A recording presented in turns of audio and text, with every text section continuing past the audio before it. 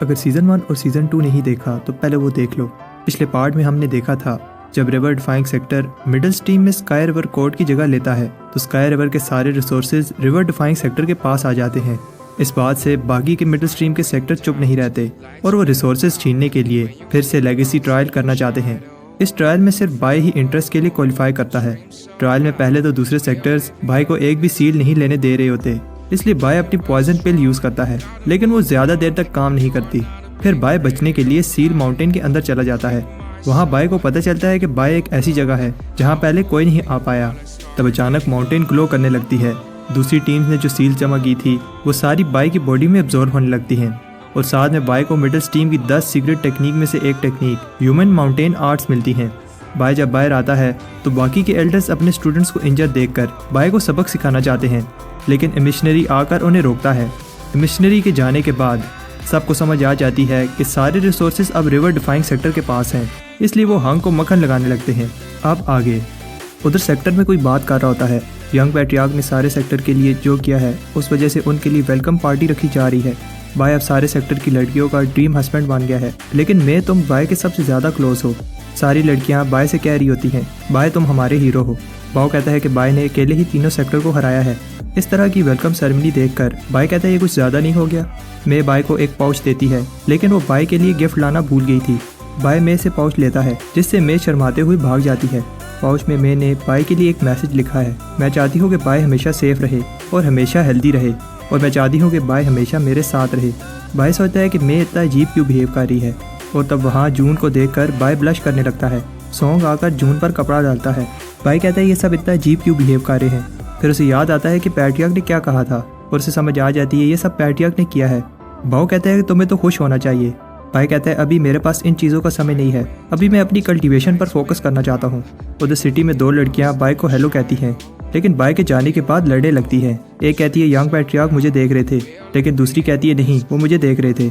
Bye जब ढाबे पर चाय पी रहा होता है तो लड़कियां विश करती है कि वो बाय का कप होती। तब रात को बाय रिलैक्स करते हुए सोचता है। सच पे गर्म पानी से सारी थकान उतर जाती है और तब फिर से बाहर से आवाज़ें आने लगती हैं। जून और मे बाहर उन लड़कियों से कहती हैं यंग पैट्रियार्क अभी आए हैं, उन्हें रेस्ट करने दो।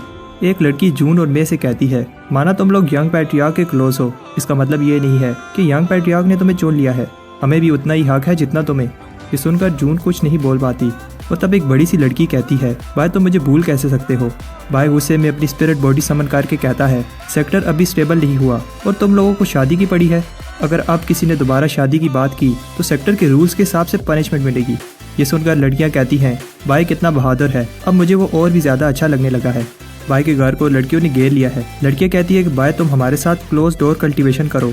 बाहर शोर की वजह से बाय अपनी कल्टीवेशन पर फोकस नहीं कर पा रहा होता। कुछ समय बाद आवाज़ें आना बंद हो जाती हैं। बाय बाहर देखने जाता है और तब बहुत सारे लव लेटर अंदर आने लगते हैं।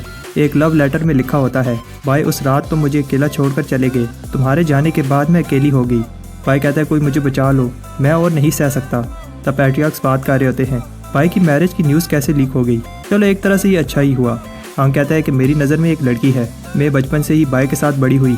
ब्लड पैट्रियार्क कहते हैं कि मैं अभी बच्ची है और ब्लड सेक्टर में सब जानते हैं बाय और जून की जोड़ी कितनी अच्छी है।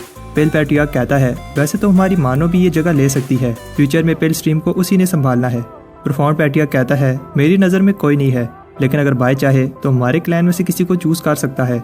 उधर बाय को बुरे सपने आ रहे होते हैं और उसे लगता है कि ये शादी भी एक बुरा सपना है और जब उसकी आंख खोलेगी तो ये सपना खत्म हो जाएगा। तब टिडान बाय को लड़कियों के कपड़े देता है। बाय कहता है मैं लड़कियों के कपड़े नहीं पहनूंगा, लेकिन बचने के लिए बाय लड़कियों का रूप लेकर बाहर आता है और तब वही आदमी जैसे दिखने वाली लड़की बाय का पाँव पकड़ लेती है और कहती है बाय मेरे प्यारे मेरे से दूर मत जाओ। बाय घबरा जाता है, मुझे जाने दो।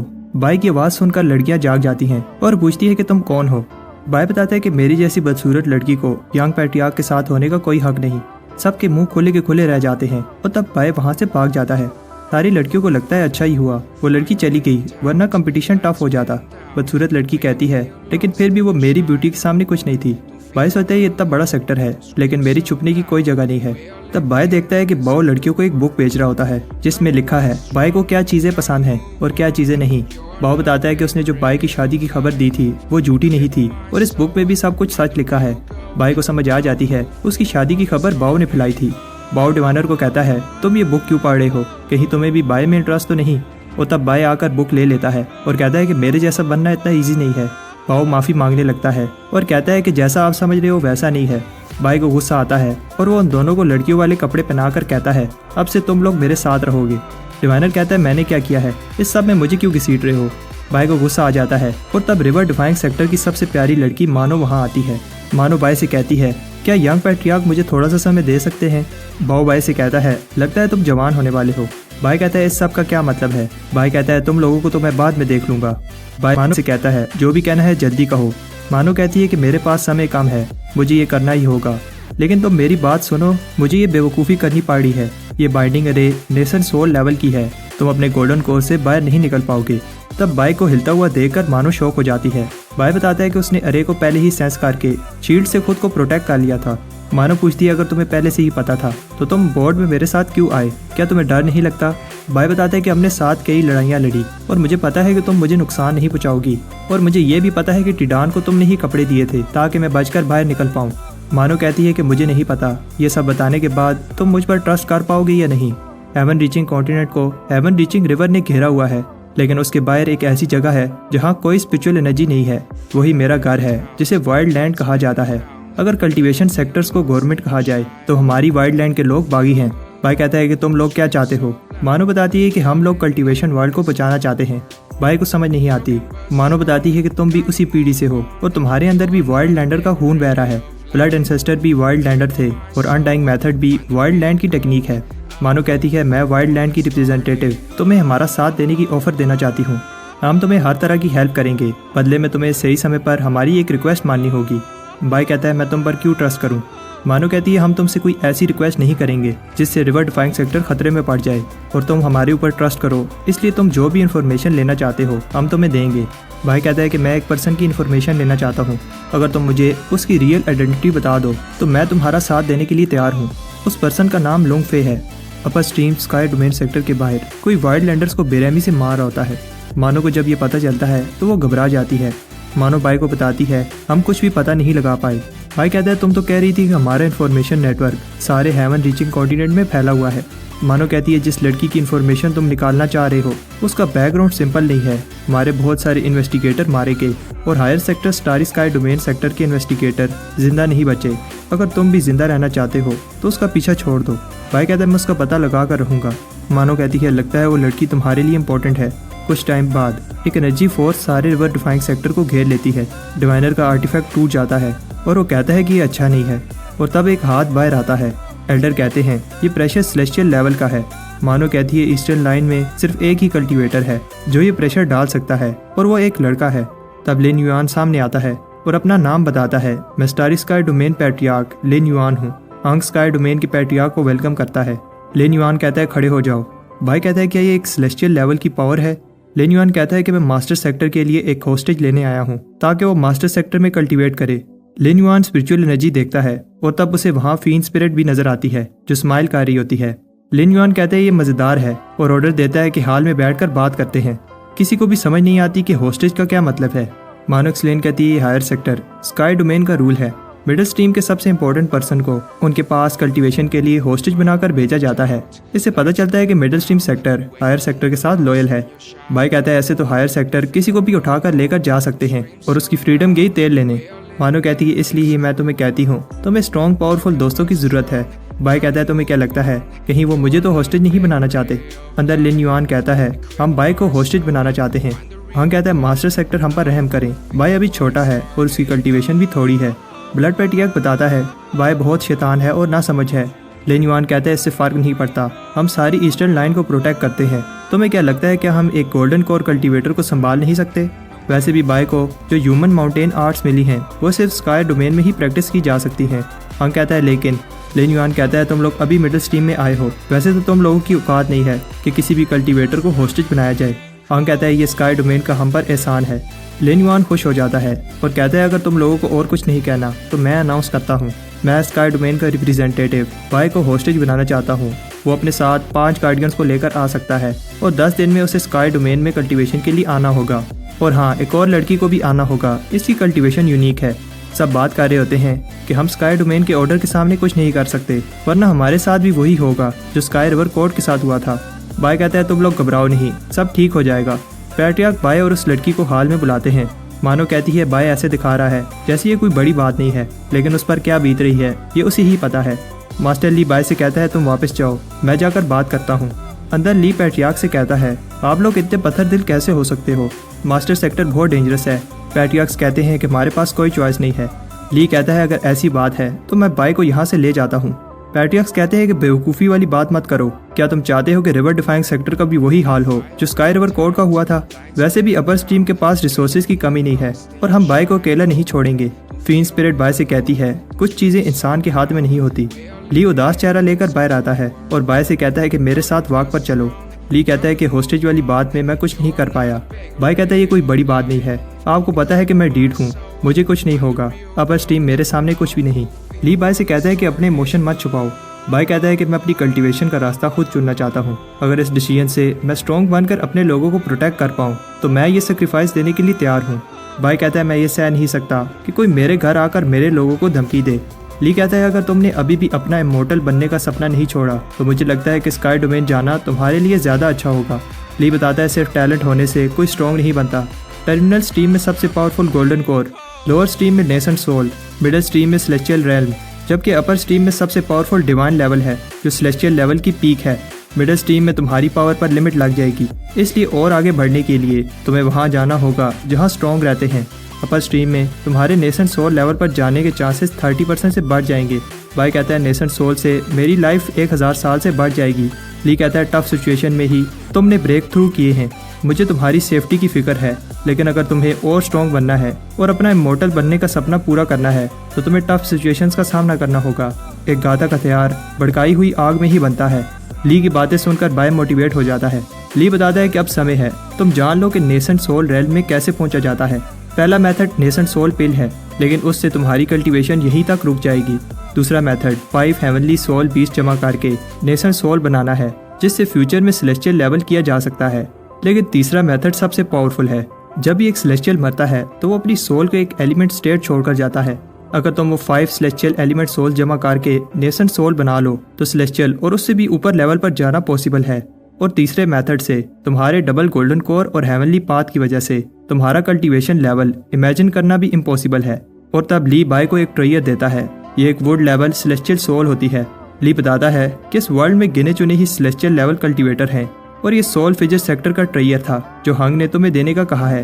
और अगर तुम बाकी की 4 सोल्स भी जमा करना चाहते हो तो उसके लिए तुम्हें अपर स्ट्रीम में जाना होगा। बाय कहता है मैं रिवर डिफाइंग सेक्टर का यंग पैट्रियार्क सेक्टर की उम्मीदों पर पूरा उतरने की पूरी कोशिश करूंगा। हंग बाय से दिल में माफ़ी मांगता है क्योंकि वो उसे जाने से रोक नहीं पाया, लेकिन अब आगे बढ़ने के लिए उसे बेस्ट ऑफ लक कहता है। कुछ टाइम बाद बाय एलिक्सर रिफाइन कर रहा होता है तो सब सोचते हैं कि समर में स्प्रिंग कैसे हो गया, आखिर बाय कौन सा एलिक्सर रिफाइन कर रहा है। अंदर बाय एलिक्सर रिफाइन कर लेता है। बाहर से टर्टल वो एलिक्सर देखकर लाल टपका रहा होता है। बाय कहता है ये एलिक्सर बहुत रेयर है, मुझे इसे छुपा कर रखना होगा। बाय एलिक्सर को एक बॉक्स में रखकर उसे टेलिस्मैन से सील कर देता है। बाय सोने चला जाता है और तब टर्टल छुपके से अंदर आता है। बाय सोचता है कहीं चोर दवा चुरा न ले, इसलिए अपने पास रखकर सो जाता है। रात को टर्टल चुपके से बॉक्स निकाल कर ले जाता है। टर्टल कहता है इसकी स्मेल इतनी अच्छी है कि मेरे से रहा नहीं जा रहा, यह टेलिस्मैन मुझे रोक नहीं सकता। लेकिन बॉक्स के अंदर एक और बॉक्स होता है और उसके अंदर एक और। टर्टल को गुस्सा आता है, लेकिन आखिर में वो एलिक्सर देखकर खुश हो जाता है। टर्टल से रहा नहीं जाता और वो एलिक्सर खा लेता है। तब अचानक टर्टल की आंखें बंद होने लगती हैं। ये बाय का प्लान था। बाय टर्टल से कहता है कि मुझे माफ़ कर देना, लेकिन मैं ये रिवर डिफाइंग सेक्टर के लिए कर रहा हूँ। एलिक्सर बनाने के लिए तुम्हारी वाइटैलिटी की ज़रूरत है क्योंकि मैं सेक्टर छोड़कर जा रहा हूँ। मुझे नहीं पता कि मैं वापस लौट पाऊंगा या नहीं, लेकिन जाने से पहले मुझे सेक्टर के लिए पावरफुल एलिक्सर बनाना ही होगा। बाय ट्रू स्पिरिट और ब्लड की यूज़ करता है और ऊपर ट्रबुलेशन क्लाउड्स बनने लगते हैं। हांग को बताया जाता है कि बाय के जाने में सिर्फ 3 ही दिन रह गए हैं और उसने अभी तक गार्डियंस भी सिलेक्ट नहीं किए। हांग को इस बात पर गर्व है कि बाय सेक्टर के लिए इतना कुछ कर रहा है। उधर पिल पर एक पावरफुल ट्रबुलेशंस गिरती हैं और बाय एलिक्सर बना लेता है। पैट्रियार्क बाय को देखने आते हैं। हांग रिवर डिफाइंग पिल को देखकर हैरान होता है। पिल बनाने के बाद बाय थक जाता है। बाय को ऐसे देखकर पैट्रियार्क्स को बाय की फिक्र होने लगती है। बाय कहता है मैं ठीक हूँ, इसकी कल्टीवेशन कम है, इसलिए पिल की पावर बस 3 ब्रेथ जितनी है। हांग बताता है कि 3 ब्रेथ्स की पिल भी हमारे सेक्टर को टफ सिचुएशन से बाहर निकाल लेगी। हांग बाय को बताता है उसने जो भी इस सेक्टर के लिए किया है वो कभी नहीं भूलेंगे। बाय ने साथ लेकर जाने के लिए गार्डियन सेलेक्ट करने हैं, इसलिए सबको कहा जाता है कि वो पार्टिसिपेट करें। अगले दिन हंक बाय और वानर को रिवर डिफाइंग टोकन देता है ताकि वो अपने लिए 5 फाउंडेशन एस्टेब्लिशमेंट गार्डियंस को चुन सके, लेकिन वानर कहती है कि मुझे गार्डियंस की जरूरत नहीं है। ये देखकर बाय हंक से कहता है वानर ऐसे ही शर्मा रही है, क्या मैं उसका टोकन यूज करके अपने लिए और गार्डियन चुन सकता हूँ? हंक कहता है नहीं, ये मास्टर सेक्टर के रूल्स के अगेंस्ट है। उधर टर्टल खुद को कोस रहा होता है क्योंकि वो बाय के जाल में फंस गया। टर्टल कहता है कि उस शैतान ने मेरी बहुत सारी वाइटैलिटी चुरा ली। तब एक फर्नेस दूसरे फर्नेस पर गिरता है और एक के बाद एक फर्नेस गिरने लगते हैं। फर्नेस से एक ग्रीन और पर्पल लिक्विड बाहर आता है। उधर बाय कहता है कि कल मैं हाल में अपने गार्डियंस को सिलेक्ट करूंगा, इसलिए सब पार्टिसिपेट करना। तब बाय के घर में एक बड़ा सा एक्सप्लोजन होता है और सब डर कर भाग जाते हैं।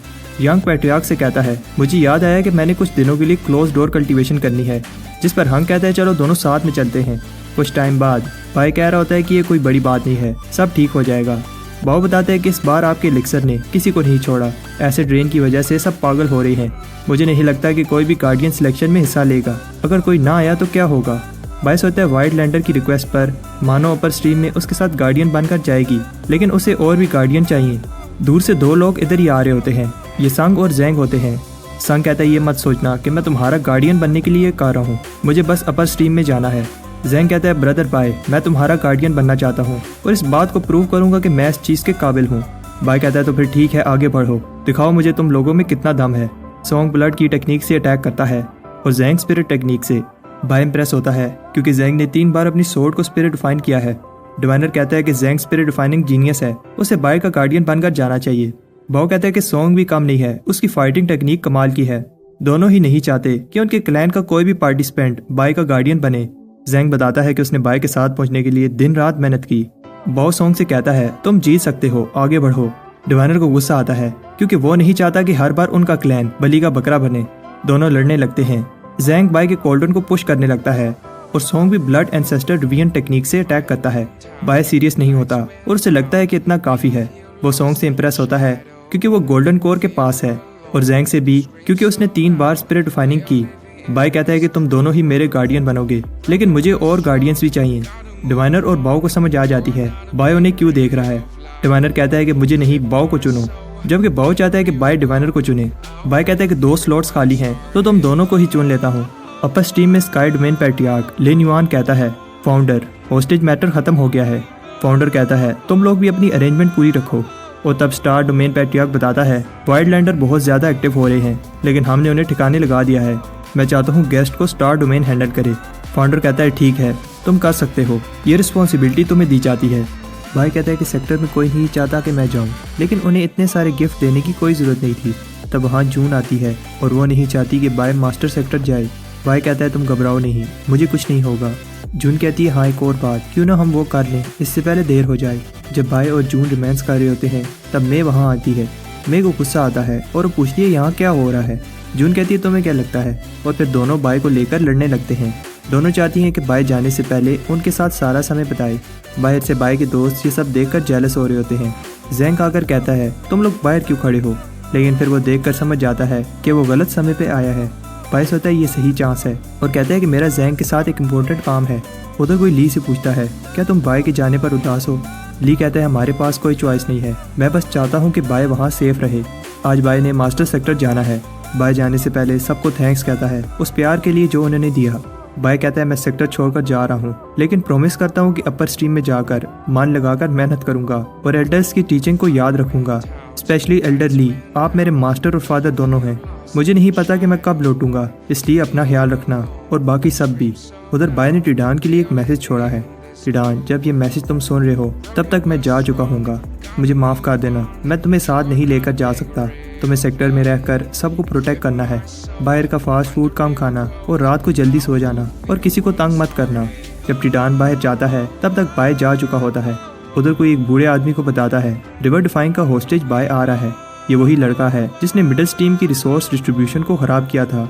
एल्डर गुस्से से कहता है तुम इन छोटी सी प्रॉब्लम्स को खुद सॉल्व नहीं कर सकते, एक नोबल पर्सन आने वाला है, उसे खुश करने पर ध्यान दो। उधर अपर स्ट्रीम के स्टारी स्काई डॉ एक्सट्रीम सेट, जिसे मास्टर सेक्टर भी कहा जाता है, बाय इसकी ब्यूटी को देखकर हैरान होता है। बाकी सब भी ये देखकर हैरान होते हैं कि कैसे ये सेक्टर रेनबो पर खड़ा है। मानो बताती है ये रेनबो एक इल्यूजन है जो डिवाइन लेवल एल्डर ने बनाई है। इस रेनबो की 3 लेयर्स हैं, जितना ऊपर जाओगे स्पिरिचुअल एनर्जी बढ़ती जाएगी। यहाँ की लोएस्ट लेयर में भी मिडल स्ट्रीम से 100 गुना ज्यादा स्पिरिचुअल एनर्जी है। इस रेनबो की तीसरी लेयर हेवनली रेनबो में डिवाइन लेवल पैट्रियार्क और उसके चुने हुए मेहमान रहते हैं। डिवाइनर और बाव खुश होते हैं क्योंकि वो भी डिवाइन लेवल पैट्रियार्क के चुने हुए मेहमान हैं। बाय कहता है तुम लोग सही कह रहे हो। बाय बताने लगता है कि कौन किधर किधर रहेगा और फिर बताता है कि वो इस जगह रहेगा। सब खुश हो रहे होते हैं कि उनके यंग पैट्रियार्क कितने दयालु हैं। तब एक अरे एक्टिवेट होती है। उन्हें लगता है कि उनका अच्छे से स्वागत होगा, लेकिन अरे उन्हें बीच बाजार में फेंक देती है। मानो कहती है ये ईस्ट सिटी है जो मास्टर सेक्टर का लोएस्ट रैंक सिटी है। बाय कहता है घबराओ नहीं, मेरा यहाँ आम कल्टीवेटर से ज्यादा रैंक होगा, मैं तुम लोगों का ख्याल रखूंगा। तब एक आवाज बताती है बाय और वानर तुम अब मास्टर सेक्टर में आ गए हो, इसलिए रूल्स को फॉलो करना होगा। तुम्हारा रैंक लोएस्ट है, इसलिए तुम्हें आउटर सेक्टर में रहना होगा। उन्हें विश्वास नहीं होता कि वो लोग मास्टर सेक्टर के ऑफिशियल डिसाइबल्स भी नहीं हैं। मानो समझाती है मास्टर सेक्टर में नेशन सोल के अंदर 7 रैंक्स हैं, red, orange, yellow, green, blue, purple और ब्लैक। अपना रैंक इंक्रीज करने के लिए कंट्रीब्यूशन पॉइंट्स जमा करने होंगे। रेड और ऑरेंज रैंक के बाद हम लोग रेनबो की सेकंड लेयर में जा पाएंगे। सबको 10,000 कंट्रीब्यूशन पॉइंट्स दिए गए हैं। पाओ ये सुनकर खुश होता है कि कंट्रीब्यूशन पॉइंट्स को स्पिरिट स्टोन की तरह यूज करके चीजें बाय कर सकते हैं। बाय कहता है तुम लोग घबराओ नहीं, इतने सारे कंट्रीब्यूशन पॉइंट से हम इजीली आउटर सेक्टर में रह लेंगे। सिटी मार्केट में सारे मर्चेंट्स अपनी अपनी स्किल दिखा रहे होते हैं। जैंग यहाँ के वेपन से इम्प्रेस होता है। यहाँ सारी चीजें हाई क्वालिटी की हैं। थोड़ा घूमने के बाद सबको भूख लग जाती है। बाय कहता है यहाँ स्पिरिचुअल एनर्जी इतनी ज्यादा है कि मेरी बॉडी फोकस करे बिना ही कल्टीवेट कर रही है। एनर्जी फ्लो ज्यादा होने की वजह से जितनी स्पीड में एनर्जी बॉडी में एब्जॉर्ब होती है उतनी ही स्पीड से निकल भी जाती है। वानर सोचती है अगर मैं लोगों के साथ रही तो हायर सेक्टर की नजर में आ जाऊंगी, मुझे पहले खुद को स्ट्रॉन्ग करना होगा। वानर सबसे कहती है अब यहाँ से आगे मैं अपना रास्ता खुद चुनूंगी। बाई को समझ नहीं आती कि इस लड़की के दिमाग में क्या चल रहा है और तब सॉन्ग के पेट से भूख की वजह से आवाज आने लगती है। बाई कहता है मैं तुम लोगों को यंग पैट्रियार्क हूँ, इसलिए आज मैं खाना खिलाऊंगा। एक रेस्टोरेंट वाला बाई को देखकर कहता है मुझे आप कोई नोबल लग रहे हो, आप क्या खाना पसंद करोगे। बाई कहता है तुम्हारी नज़र अच्छी है, यहाँ की बेस्ट डिशेज लाओ। जैंग कहता है क्या ये कम नहीं है। शेफ बताता है खाने के साइज पर मत जाओ, इसके अंदर सारे इंग्रेडिएंट्स हाई स्पिरिचुअल एनर्जी के हैं। ये सुनकर सब पेट भरकर खाने लगते हैं। शाम हो जाती है। बाई कहता है खाना अच्छा था, बिल बताओ। शेफ बताता है आपके हुए 45,670 कंट्रीब्यूशन पॉइंट्स। बिल सुनकर सब शौक हो जाते हैं। सोंग कहता है ये हमें लूट रहा है, एक रोटी 2,000 की, क्या सोने की रोटी है। बाई कहता है हम यहाँ आज ही आए हैं, हमें नहीं पता था कि चीज़ें इतनी महंगी हैं। अभी मेरे पास इतने पैसे नहीं हैं, क्या इंस्टॉलमेंट्स हो जाएंगी। शेफ चिल्लाता है लॉ एनफोर्समेंट। बाई सोचता है अगर अभी इनके साथ लड़े तो प्रॉब्लम बन जाएगी। बाई शेफ से कहता है तुम गलत समझ रहे हो, साइड पर आओ, प्राइवेट बात करनी है। कुछ टाइम बाद शेफ कहता है अपना ख्याल रखना और दोबारा ज़रूर आना। सोंग को गुस्सा आता है लेकिन किसी को भी समझ नहीं आती कि क्या हुआ। तब हमें पता चलता है कि क्या हुआ था। बाई शेफ को मक्खन लगाता है और फिर कहता है कि तुम हमें जाने दो, तुम्हें गरीब की दुआ लगेगी। लेकिन शेफ नहीं मानता। बाई कहता है अच्छा तो फिर डिस्काउंट ही दे दो। शेफ कहता है अच्छा ठीक है, जो तुमने अच्छी बातें की हैं उसके लिए 70 रुपये छोड़ देता हूँ, तुम्हारा हुआ 45,600। बाई कहता है हम एक ही दिन में गरीब हो गए। दूर खड़े 2 लोग कहते हैं आगे आगे देखो होता है क्या। मानो माफ़ी मांगती है क्योंकि उसे इस चीज़ का पता नहीं था कि यहाँ चीज़ें इतनी महंगी हैं। बाई कहता है घबराओ नहीं, ऐसा नहीं है कि दुनिया ही ख़त्म हो गई। जब तक मैं तुम्हारे साथ हूँ तुम्हें टेंशन नहीं लेनी चाहिए। सबसे पहले हमें रहने के लिए जगह ढूंढनी होगी। सेलर बताता है इतने कंट्रीब्यूशन पॉइंट्स में इससे अच्छा घर नहीं मिल सकता। चारों साइड से अच्छी सनलाइट और फ्रेश एयर आती है, लेकिन ये घर किसी खंडर से कम नहीं होता। रात को बाई सबसे कहता है यहाँ चीज़ें बहुत महंगी हैं, लेकिन घबराओ नहीं, हम कल काम ढूंढने जाएंगे। सिटी में लोग किसी टास्क फोर्स की बात कर रहे थे। मानो बताती है उसने लोगों से इसकी इन्फॉर्मेशन ली थी। टास्क फोर्स पर रोज़ एक फिक्स टाइम पर मिशंस डाले जाते हैं। एक टास्क को लोगों का फिक्स नंबर ही ज्वाइन कर सकता है। टास्क को डिफ़िकल्टी के हिसाब से A, B या C रैंक दिया जाता है। A रैंक के टास्क सबसे टफ होते हैं। भाई एक टास्क देखता है जिसमें ईस्ट सिटी के डेजर्ट रूइन से 500 डीमन फ्लावर कलेक्ट करने हैं, लेकिन 1000 कंट्रीब्यूशन पॉइंट्स ही मिलेंगे। मानो बताती है कि कैसे टास्क एक्सेप्ट करने के लिए अपने टोकन में एनर्जी डालनी होती है। संग कहता है वो टास्क देखो, डुआन फार्मास्यूटिकल ग्रुप को पकड़ने के 8000 कंट्रीब्यूशन पॉइंट्स मिल रहे हैं। भाई कहता है ये अच्छा टास्क है। इससे पहले वो ये टास्क लेते सारे लोग आकर टास्क लेने लगते हैं। टास्क पार्टिसिपेंट पूरे होने के बाद बोर्ड ग्रे हो जाता है। भाई कहता है अब हमें लो क्लास मिशन ही लेने पड़ेंगे, लेकिन तब और लोग आकर वो वाला टास्क भी ले लेते हैं। सोंग कहता है अगर ऐसा ही चलता रहा तो हम भूखे मर जाएंगे। बहु कहता है मुझे एक डिलीवरी जॉब मिली थी, सोचा था उड़कर जल्दी से डिलीवरी कर आऊँगा, लेकिन सिटी में उड़ना मना है, जिसकी वजह से डिलीवरी लेट हो गई और मुझे फ़ाइन देना पड़ा। डिवाइनर कहता है मुझे डिडक्शन स्किल्स की जॉब नहीं मिली, तो मैंने वेटर की जॉब लेने की ट्राई की, लेकिन किसी ने भी मुझे जॉब नहीं दी और कहा कि तुम्हारी शक्ल देखकर कस्टमर भाग जाते हैं। डिवाइनर कहता है क्या मेरी शक्ल इतनी बुरी है कि अब मुझे वेटर की जॉब भी नहीं मिल सकती। बाय सोचता है कहीं हमें टारगेट तो नहीं किया जा रहा। बाय सबसे कहता है मेरे पास एक प्लान है। अगले दिन सोंग, ज़ैंग और डिवाइनर मिशन शो होने से पहले बोर्ड के सामने खड़े हो जाते हैं। जैसे ही डिसाइबल्स आगे बढ़ते हैं किसी चीज़ से स्लिप होने लगते हैं। रात को जब सोंग घर के बाहर फंगस से स्लिप होने वाला था तो बाय को ये आइडिया आता है। मिशन बोर्ड टावर के चारों साइड बाय की टीम ने स्लिपरी फंगस डाली है, जिसकी वजह से कोई भी मिशन बोर्ड के पास नहीं आ पाता। तब मिशन शो होने लगते हैं और बाय उड़ते हुए मिशन बोर्ड से मिशन उठाने आता है, लेकिन अचानक मिशन बोर्ड लॉक हो जाता है। लॉ एनफोर्समेंट वाले कहते हैं हमारे होते हुए कोई रूल्स नहीं तोड़ सकता। वो आदमी जो बाय को फॉलो कर रहा था दूर खड़ा स्माइल कर रहा होता है। लॉ एनफोर्समेंट वाले बाय को पनिशमेंट देते हैं, उसे ये जगह साफ करनी होगी और साथ में 3000 कंट्रीब्यूशन पॉइंट्स का फाइन भी देना होगा। उधर पैलेस में कोई बताता है मास्टर इस सिटी के कीड़ों को सबक सिखा दिया है। लड़का कहता है अभी मेरे पास इन चीज़ों का समय नहीं है, तुम लोग उनसे डील करो। ग्रैंडपा ने कहा है कि 3 दिनों में वो पर्सन आने वाला है। उधर बाय की टीम 3 दिन से भूखी है और वो कोई मिशन नहीं ले पाए। बाय देखता है कि उसके साथी खाली पेट मेडिटेट कर रहे हैं और कहता है कि अब मुझे विश्वास हो गया है कि कोई हमें टारगेट कर रहा है। बाय कहता है घबराओ नहीं, मेरे पास कुछ हर्ब्स हैं जिन्हें सेल करके हम कुछ समय बिता लेंगे। सोंग को गुस्सा आता है क्योंकि वो किसी का एहसान नहीं चाहता और बताता है कि वो यहाँ स्ट्रॉन्ग बनने आया है। सोंग कहता है अब से मैं अपना रास्ता खुद चुनूंगा। तब मानो भी जाने लगती है। बाय उसे रोकता है, लेकिन मानो कहती है कि वो किसी दोस्त से हेल्प मांगने जा रही है। डिवाइनर बेहोश होने की एक्टिंग कर रहा होता है, लेकिन बाव के आंसू उसके मुंह में जा रहे होते हैं। डिवाइनर बाय से कहता है मुझे पता है कि मैं तुम्हारे ऊपर बोझ बांध रहा हूँ। बाय कहता है ऐसा नहीं है, तुम लोग मेरी रिस्पॉन्सिबिलिटी हो। फिर डिवाइनर कहता है अगर मैं चला जाऊँ तो तुम लोगों की प्रॉब्लम्स कम हो जाएंगी। बाव और डिवाइनर को पता है कि अगर वो बाय के साथ रहे तो टारगेट बनेंगे, इसलिए बाव कहता है हम दोनों तभी वापस आएंगे जब एक सक्सेसफुल आदमी बन जाएंगे। बाय ज़ैंग से कहता है अगर तुम भी जाना चाहते हो तो जा सकते हो, क्योंकि अगर मेरे साथ रहोगे तो तुम भी टारगेट बन जाओगे। ज़ैंग बाय से कहता है तुम घबराओ नहीं, मैं जाकर पैसे कमा कर लाता हूँ। बाय ज़ैंग को स्पिरिट स्टोन देता है, लेकिन ज़ैंग मना कर देता है क्योंकि ये मुश्किल समय में काम आएंगे। बाय के पास से जाने के बाद सब सोचते हैं क्या हमने सही किया। बाव कहता है अगर हम साथ रहते तो हम कभी भी पैसे नहीं कमा पाते। मानो कहती है कि जब काम हो जाए तो सब रेनबो के नीचे मिलना। सुबह मार्केट में बाय देखता है एक आदमी किसी की इंसल्ट कर रहा है। ये स्काई फार्मेसी है, यहाँ कचरा नहीं खरीदा जाता। बाय शॉप में जाता है और पूछता है कि तुम लोग मेडिसिन बाय करते हो। शॉपकीपर बताता है हाँ, अगर क्वालिटी अच्छी हो तो अच्छी प्राइस मिल जाएगी। पिल्स को देखकर बाय हैरान होता है क्योंकि यहाँ ट्रेडिशनल पिल्स बहुत एक्सपेंसिव हैं। बाय सोचता है अगर मैं अपनी स्किल्स यूज़ करूँ तो हमारे पैसों की प्रॉब्लम सॉल्व हो जाएगी। बाहर लोग बात कर रहे होते हैं ये सेलेस्टियल मैसेंजर थाई ची हैं। मैंने सोचा नहीं था कि अपनी लाइफ में कभी उन्हें देख पाऊंगी। इनका स्टेटस एंसेस्टर से भी ज़्यादा है। उधर सारे मास्टर सेक्ट एल्डर्स किसी को वेलकम कर रहे होते हैं और देखने में मुझे ये लड़की फे जैसी लग रही होती है। उधर बाय सोचता है मैं यहाँ अपना टाइम क्यों वेस्ट कर रहा हूँ, मुझे मेडिसिन कल्टीवेशन पर फोकस करना होगा और सबको दिखाना होगा कि मैं क्या कर सकता हूँ। उधर मास्टर कहता है जूनियर सिस्टर, आपको लास्ट टाइम देखा था, आज आप उससे भी ज़्यादा प्यारी लग रही हो।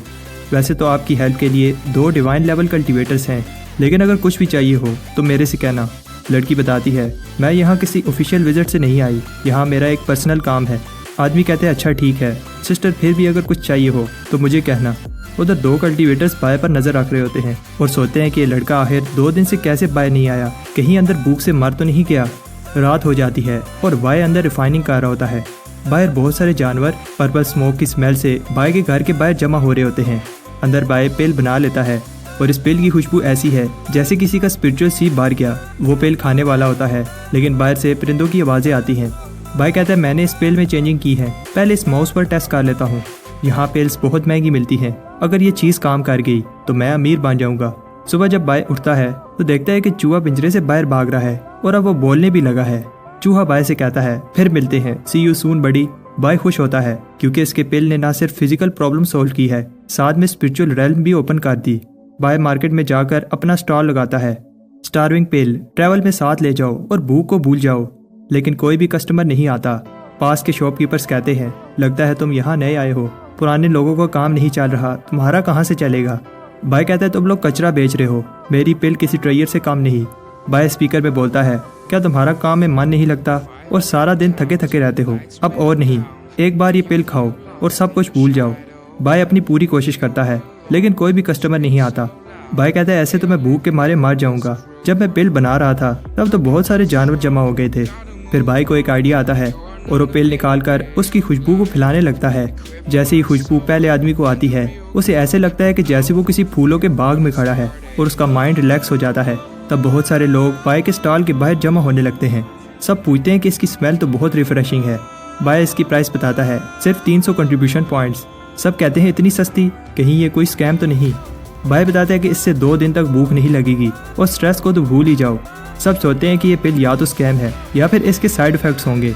बाय बताता है एक लकी कस्टमर को पिल फ्री मिलेगी और एक वीक से बूढ़े आदमी को चुनता है। सबको लगता है कि ये मेडिसिन फेक है जब उस बूढ़े आदमी के मुंह से खून आने लगता है और वो फिर से बेहोश हो जाता है। बाय भी घबरा जाता है लेकिन फिर कहता है कि ऐसा रिएक्शन नॉर्मल है। उधर बूढ़ा आदमी खुद को 20 साल का फील करने लगता है। सब हैरान हो रहे होते हैं। इतना ही नहीं, बाय भी हैरान हो जाता है। उसने सोचा नहीं था कि ये पिल इतनी स्ट्रॉन्ग होगी। कुछ ही सेकंड्स में सारी पिल सेल हो जाती हैं। तब एक गरीब लड़की बाय के पास आती है और पूछती है क्या कल भी ये पिल 300 की होगी। बाय देखता है कि ये लोग गरीब हैं और अनाउंस करता है मैं कभी भी इस पिल की प्राइस 300 से ज़्यादा इंक्रीज़ नहीं करूँगा आने वाले दिनों में। वैसे तो बाय ने पिल की प्राइस इंक्रीज़ नहीं की, लेकिन वो एक ही दिन में सिर्फ 50 ही पिल बना पाता है जो कुछ ही सेकंड्स में बिक जाती। बाय के पास अब 1 लाख कंट्रीब्यूशन पॉइंट्स होने वाले हैं। बाय सोचता है कि उसकी टीम क्या कारी होगी।